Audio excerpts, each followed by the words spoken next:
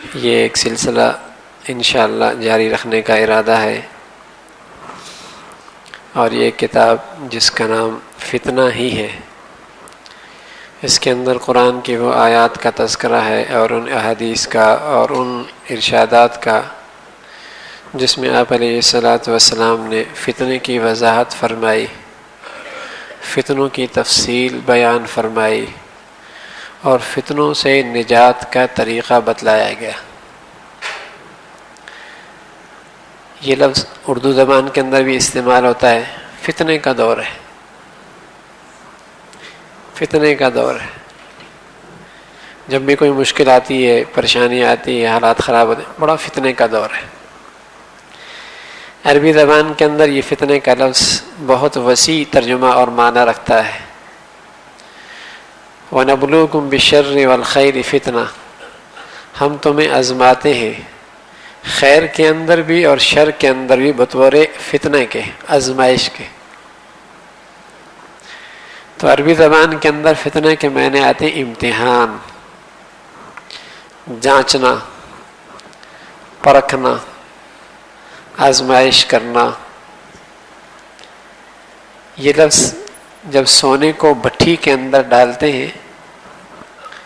اور بھٹی میں ڈال کر اس کے کھرے اور کھوٹے کا پتہ معلوم کیا جاتا ہے تو اس کے لیے استعمال ہوتا ہے فتنے کا لفظ۔ اسی طرح فتنے کے ذریعے مومن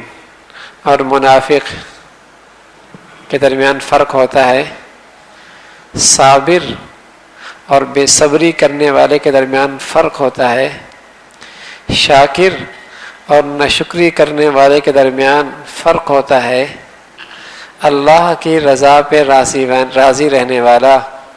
اور شکوے شکایت کرنے والے کے درمیان فرق ہوتا ہے۔ تو یہ فتنہ، وَنَبْلُوكُمْ بِالشَّرِّ وَالْخَيْرِ فتنہ، کبھی ہم دولت دے کر آزماتے ہیں اور کبھی ہم فقیر بنا کر آزماتے ہیں،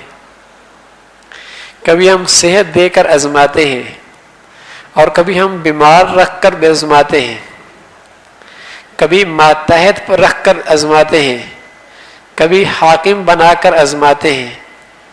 کبھی اولاد دے کر آزماتے ہیں، کبھی اولاد لے کر آزماتے ہیں، کبھی اچھے حالات میں رکھ کر آزماتے ہیں، کبھی تند و تیز باد مخالف کے اندر رکھ کر آزماتے ہیں۔ یہ سب آزمائش رہی ہے، اور یہ آزمائش کا سلسلہ ایک ادنا انسان سے لے کر ایک بڑیا انسان یہاں تک کہ محمد رسول اللہ صلی اللہ علیہ وسلم پر بھی آزمائش آئی، اور مختلف قسم کی آزمائشیں حضرات انبیاء علیہ الصلاۃ والسلام پر آئی۔ تو عربی زبان کے اندر فتنے کا لفظ آزمائش کے لیے آتا ہے، اور یہ آزمائش اردو کے لیے اچھی حالت کے اندر بھی ہوتی ہے اور بری حالت کے اندر بھی ہوتی ہے، عطا کے اندر بھی ہوتی ہے اور محرومی کے اندر بھی ہوتی ہے۔ یہ فتنہ ہے، ہر قسم کی آزمائش اس میں داخل ہے۔ تو اس کے ایک وسیع باب ہے، اور اس کے متعلق حضور علیہ الصلاۃ والسلام نے بے شمار ارشادات بھی فرمائے ہیں، اور یہ اس لیے کہ عموماً فتنے کے اندر جب آدمی آزمائش کے اندر پڑتا ہے تو بڑے حوصلے والے ہی ان فتنوں کے اندر کامیاب ہوتے ہیں، ورنہ بڑے بڑے لوگ گر جایا کرتے ہیں، شکست کھا جایا کرتے ہیں، کمزور پڑ جایا کرتے ہیں، بے صبر، کچھ کھا رہے ہیں تو سبھی کہیں گے الحمدللہ، اور جب کچھ لے رہا ہے مولا تب بھی کہے الحمدللہ، تو یہ بڑے پن کی بات ہے۔ ایک شخص کے یہاں چوری ہوئی، ایک صحابی رسول صلی اللہ علیہ وسلم تعزیت کے لیے گیا کہ آپ کے یہاں چوری ہو گئی، کہا الحمدللہ، کہا چوری ہو گئی الحمدللہ پڑھ رہے ہو؟ کہنے لگا الحمدللہ اس لیے کہہ رہا ہوں کہ مال کی چوری ہوئی ہے، ایمان تو سلامت ہے۔ کہنے لگا الحمدللہ کہہ رہا ہوں مال گیا ہے، صحت تو محفوظ ہے۔ کہنے لگا الحمدللہ کہہ رہا ہوں مال گیا ہے، اس سے زیادہ بھی جا سکتا تھا، اللہ کا شکر ادا کر رہا ہوں کہ اسے بڑی آزمائش سے بچا دیا۔ تو بڑی بصیرت کی ضرورت ہوتی ہے کہ آزمائش کے اندر بھی مولا کا در نہ چھوٹے، ہم تو بڑے ہی بے صبرے ہیں، ذرا سی آزمائش آیا تو ایسا لگتا ہے ساری دنیا کی سمٹ کر آزمائش میری اوپر ہی آ گئی ہے۔ حالانکہ عین اس آزمائش کے اندر بھی یہ ہزاروں لاکھوں مولا کی نعمتیں استعمال کر رہا ہوتا ہے۔ حضرت معاویہ رضی اللہ تعالیٰ عنہ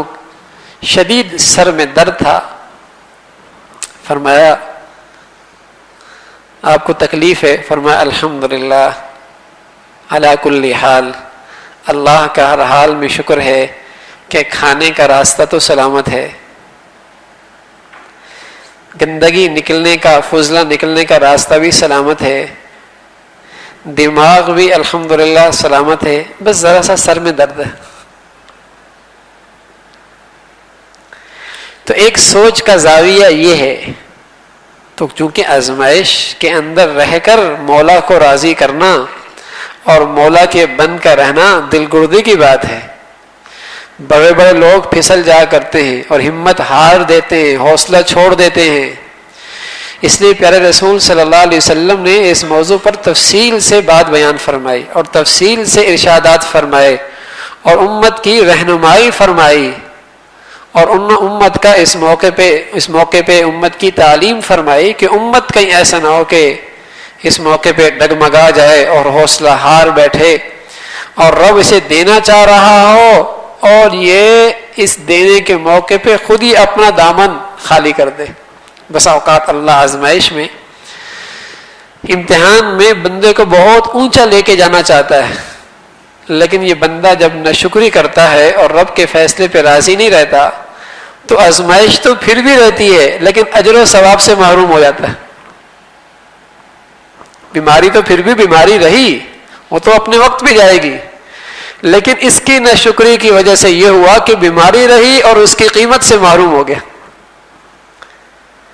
اولاد میں کوئی آزمائش آ گئی، وہ تو رہی، لیکن یہ اپنے دامن خالی کر بیٹھا شکوے شکایت کر کے۔ اس کے مال کے کاروبار میں جو تکلیف آئی وہ تو آئی،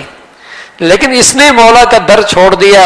اور مولا کا دامن چھوڑ دیا، اللہ کی دوستی میں کمی آ گئی تو وہ تو رہے گی۔ مال کے اندر جو مصیبت اور آزمائش وہ تو رہی ایک وقت تک، لیکن یہ کہ اس پر اسے کوئی اجر و ثواب نہیں ملا۔ اور اگر آزمائش پر مولا کو راضی کر لے تو آزمائش ایک تو ہلکی ہو جاتی ہے اور دوسرا اس پر اللہ بہت کچھ اس بندے کو نواز دیا کرتا ہے، بہت کچھ نواز دیا کرتا ہے۔ تو یہاں رسول کریم صلی اللہ علیہ وسلم نے ایسے ارشادات کا تذکرہ فرمایا جس کا تعلق فتنوں کے ساتھ ہے۔ اللہ بھائی مجھے بھی اور آپ کو بھی عمل کی توفیق نصیب فرما دے، انشاءاللہ اس کا سلسلہ رہے گا۔ الحمدللہ رب العالمین والصلاة والسلام علی سیدنا محمد وعلی آلہ واصحابہ اجمعین۔ اللہم لک الحمد کلہ ولک الشکر کلہ، اللہم لک الحمد کلہ ولک الشکر کلہ، نستغفر اللہ نستغفر اللہ نستغفر اللہ، سبحان ربک رب العزة عما یصفون وسلام علی المرسلین والحمد للہ۔